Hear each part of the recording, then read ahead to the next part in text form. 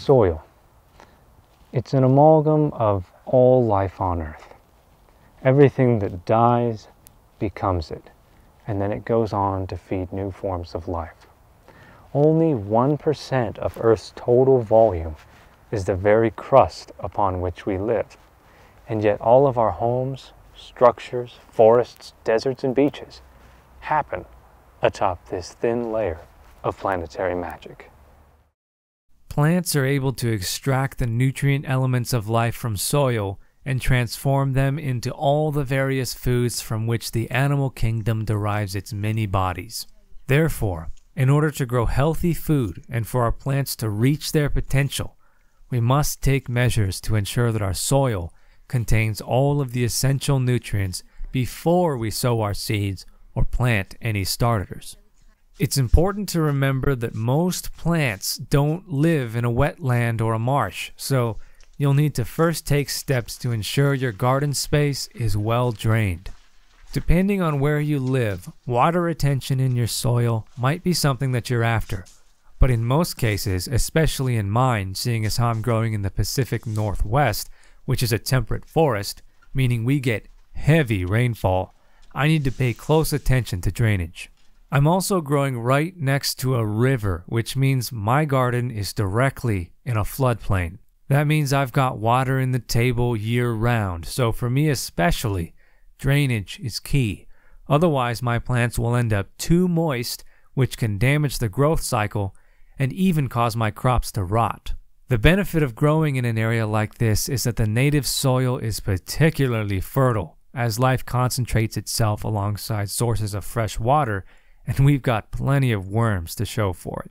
To aid with drainage, I've built my planters over 2 feet tall, which will allow me to better regulate the moisture of the soil housing the root systems of any plants that are hereafter cultivated. The first thing I did with this design is dig through the crushed rock in the center of each planter. Then I penetrated a section of the weed block in the center and removed it. If you're going to use a similar design, don't remove any rock near the mason wall or you'll compromise the structural integrity. By creating this opening, I've opened a portal between the microbiome that will develop within the confines of each planter and the native soil, allowing all the worms to make their way from the ground up into the garden soil. And this will also expedite the draining process, as the water won't have to pass through a layer of weed block to drain down into the table. I've left the crushed rock at the base of the planter and I layered sand on top of that, approximately the lower 10 to 20% of the total soil for each one. This way, even during an intense rainstorm, any excess water should easily make its way down the river and out to the Pacific.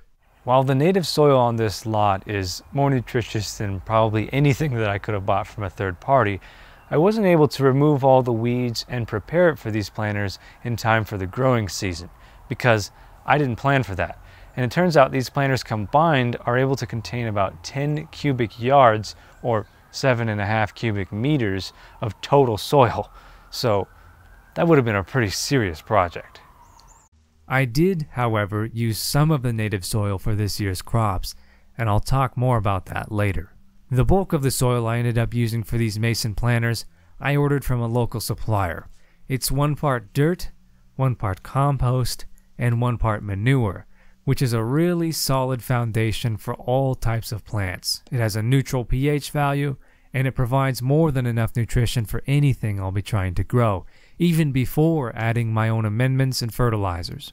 It was also a lot of work moving all that soil with a wheelbarrow, and because the planters are so tall, I had to shovel most of it because I wasn't able to safely dump wheelbarrows. An excavator here would have been real nice, but there was really no other way to do this. I've damaged my back really bad a couple of times in life already, so using a ramp was a risk I wasn't willing to take. Safety comes first. There are a number of different strategies you can use when it comes to maintaining garden soil, such as no dig, but for my first year, I'll be taking the original tilling approach.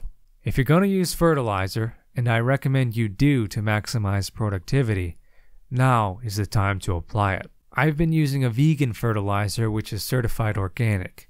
It's made from soybean meal, rock phosphates, potash, and seaweed. Powderized fertilizers like this are ideally tilled into the soil before any planting.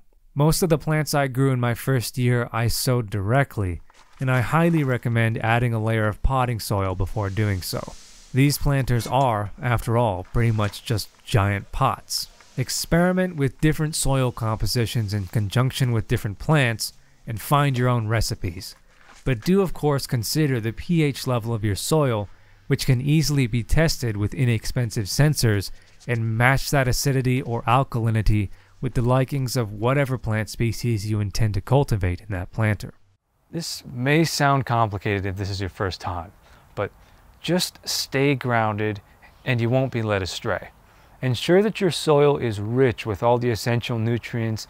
That's compost, animal droppings, worm castings are the best. That's the plant's favorite food, or better yet, a thriving worm environment to begin with. If you have that, you should be able to grow anything suited for your climate.